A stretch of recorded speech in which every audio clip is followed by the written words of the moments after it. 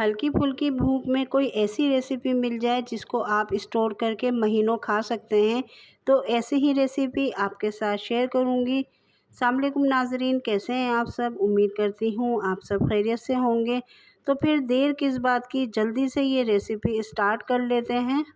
ایک بول میں 1 کپ ہم چینی ڈال دیں گے۔ چینی کی کوانٹٹی کو آپ کم یا زیادہ کر سکتی ہیں۔ 1/4 کپ اس میں ہم دودھ ڈال دیں گے۔ یہ جو میجرمنٹ میں آپ کو بتا رہی ہوں یہ پرفیکٹ میجرمنٹ ہے۔ دودھ جو ہے وہ ہم نے روم ٹمپریچر پہ لیا تھا۔ اس کے بعد ہم اس کو کر دیں گے سائڈ۔ اب 1 کپ لیں گے ہم سوجی اور جوسر بلینڈر میں ڈال دیں گے۔ اس کے ساتھ ہی ہم لیں گے 1 کپ میدا۔ میدے کی جگہ آپ گیہوں کا آٹا بھی استعمال کر سکتے ہیں۔ 3 سے 4 عدد ہم نے لی ہے سبز الائچی۔ اس کو ڈال کر اس کا بھی باریک پاؤڈر تیار کر لینا ہے۔ سوجی کا جو ٹیکسچر ہے وہ تھوڑا سا پس جائے، یہ دیکھ سکتے ہیں پاؤڈر فارم میں آ گئی ہے۔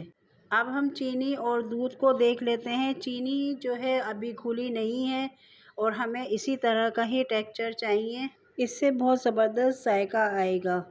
اب ہم نے جو میدا اور سوجی کا پاؤڈر تیار کیا تھا وہ بھی اس دودھ اور چینی کے اندر شامل کر دیں گے، اور شامل کرنے کے بعد اس کو ہم اچھے سے مکس کریں گے۔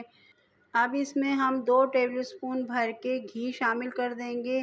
گھی ڈالنے سے یہ ہے بہت زبردست اور خستہ بنے گی، اور اس میں ہم آئل کا استعمال نہیں کریں گے۔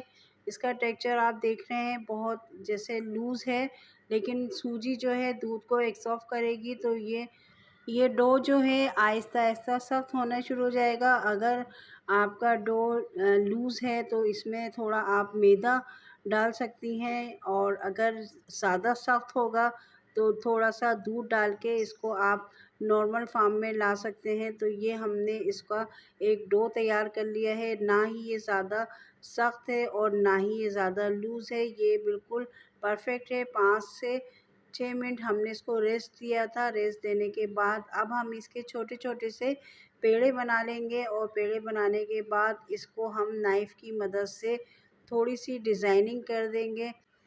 میں نے نائف کی مدد سے یہ تھوڑی سی اس کے اندر ڈیزائننگ کر دی ہے، اور آپ اس کو کسی بھی شیپ میں بنا سکتے ہیں۔ میں نے یہ سارے ایک ہی ڈیزائن کے بنا دیے تھے، اور اس کو مزید خوبصورت بنانے کے لیے میں نے اس کے اندر چینی اور سفید والے جو تل ہوتے ہیں نا اس کا استعمال کیا ہے، وہ میں نے اوپر سے لگا دیے ہیں۔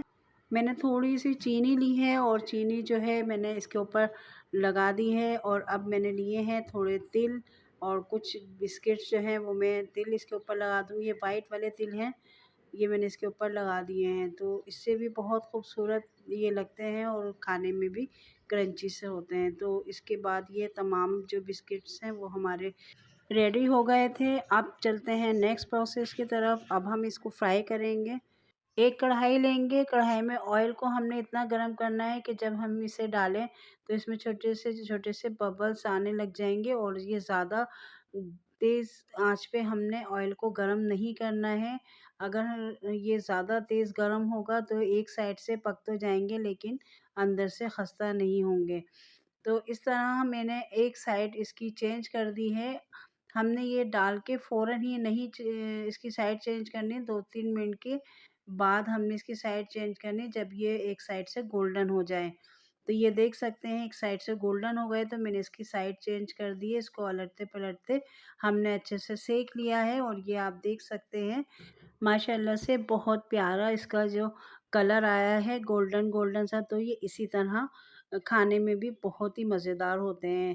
اس کو نکالنے کے بعد فوراً ہی ہم اس کو نہیں توڑیں گے کیونکہ یہ ابھی نرم ہے۔ تھوڑی ذرا ہوا لگ جائے گی اور 1-2 سیکنڈ گزر جائیں گے تو پھر ہم اس کو توڑیں گے تو یہ بالکل خستہ بسکٹ ہوں گے۔ اس کو آپ مہینے کے لیے اسٹور بھی کر سکتے ہیں اور بچوں کے لنچ باکس میں بھی دے سکتے ہیں، اور جب آپ کو ہلکی پھلکی سی بھوک محسوس ہو تو آپ نکال کے اسے کھا سکتے ہیں۔ شام کی چائے میں بھی آپ لے سکتے ہیں۔ تو یہ بہت مزیدار بنتے ہیں، اسے ضرور ٹرائی کیجیے گا۔ اس کے ساتھ ہی ناظرین مزیدار سی ریسیپی کے ساتھ ہمیں دیں اجازت، ملتے ہیں پھر نئی ویڈیو نئی ریسیپی کے ساتھ، جب تک کے لیے اللہ حافظ۔